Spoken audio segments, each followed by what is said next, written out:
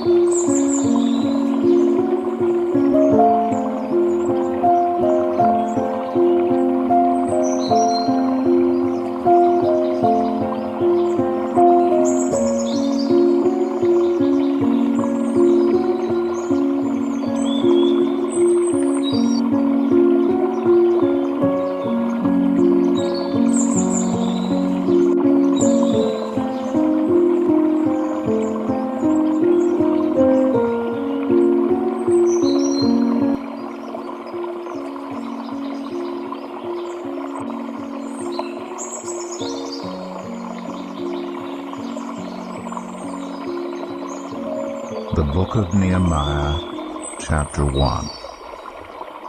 The words of Nehemiah, son of Hakaliah.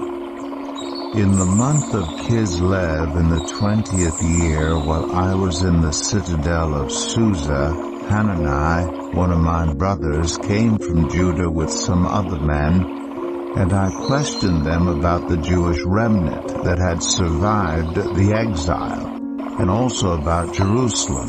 They said to me, "Those who survived the exile and are back in the province are in great trouble and disgrace.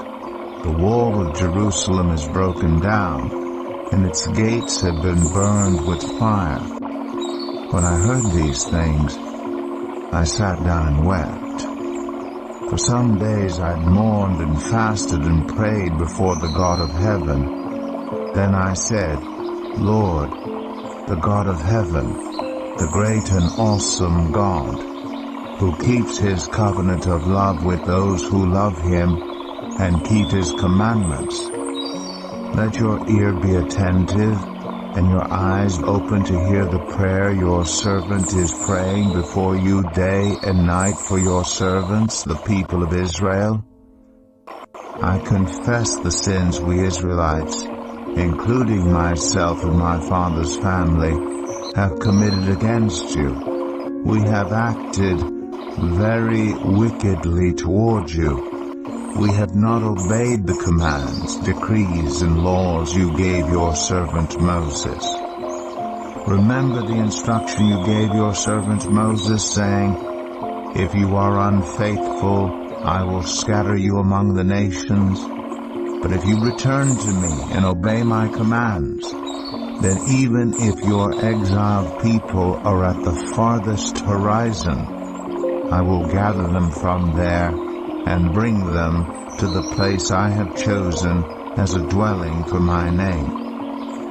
They are your servants and your people, whom you redeemed by your great strength and your mighty hand. Lord, let your ear be attentive to the prayer of this your servant, and to the prayer of your servants who delight in revering your name. Give your servant success today by granting him favor in the presence of this man." I was cupbearer to the king.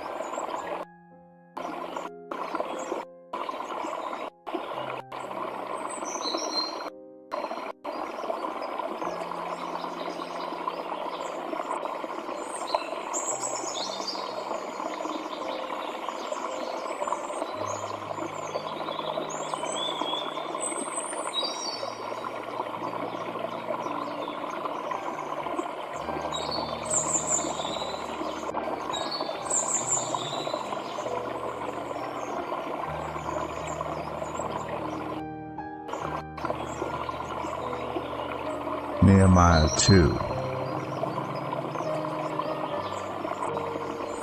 In the month of Nisan, in the 20th year of King Artaxerxes, when wine was brought for him, I took the wine and gave it to the king. I had not been sat in his presence before, so the king asked me, "Why does your face look so sad when you are not ill? This can be nothing but sadness of heart." I was very much afraid, but I said to the king, "May the king live forever. Why should my face not look sad when the city where my ancestors are buried lies in ruins, and its gates have been destroyed by fire?" The king said to me, "What is it you want?" Then I prayed to the God of heaven, and I answered the king, "If it pleases the king, and if your servant has found favor in his sight, let him send me to the city in Judah where my ancestors are buried so that I can rebuild it." Then the king, with the queen sitting beside him, asked me, "How long will your journey take, and when will you get back?" It pleased the king to send me, so I set a time. I also said to him, "If it pleases the king, may I have letters to the governors of Trans-Euphrates so that they will provide me safe conduct until I arrive in Judah? And may I have a letter to Asaph, keeper of the royal park, so he will give me timber to make beams for the gates of the citadel by the temple, and for the city wall, and for the residence I will occupy." And because the gracious hand of my God was on me, the king granted my requests.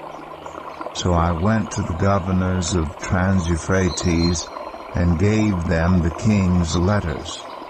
The king had also sent army officers and cavalry with me. When Sanballat the Horonite and Tobiah the Ammonite official heard about this, they were very much disturbed that someone had come to promote the welfare of the Israelites. I went to Jerusalem, and after staying there 3 days, I set out during the night with a few others. I had not told anyone what my God had put in my heart to do for Jerusalem. There were no mounts with me except the one I was riding on. By night I went out through the valley gate toward the Jackal Well and the Dung Gate, examining the walls of Jerusalem which had been broken down, and its gates which had been destroyed by fire. Then I moved on toward the